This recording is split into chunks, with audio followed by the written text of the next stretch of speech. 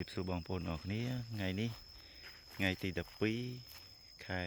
8ឆ្នាំ2025អញ្ចឹងថ្ងៃនេះយើងមកមើលលទ្ធផលបាញ់ថ្នាំស្មៅកាលពីថ្ងៃទី8ខែ8 2026ដូចគ្នាអ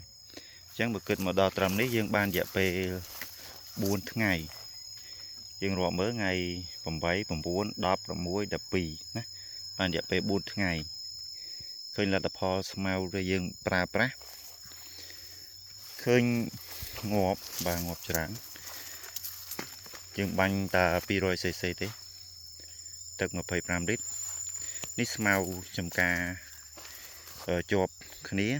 រងខុសគ្នាតែយើងអត់បានបាញ់តែលទ្ធផលតែយើងបាញ់ប្រភេទស្មៅពិសោធន៍យើងមើលងាប់ស្អាតល្អបាទត្រឹមតែរយៈពេល5ថ្ងៃទេតែក៏ស្លឹកនោះវាអត់ងាប់ស្លឹកធំបាទតែជារួមគឺរយៈពេល5ថ្ងៃនេះ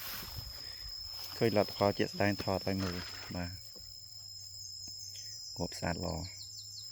ប្រើតែ 200cc ទេបាទ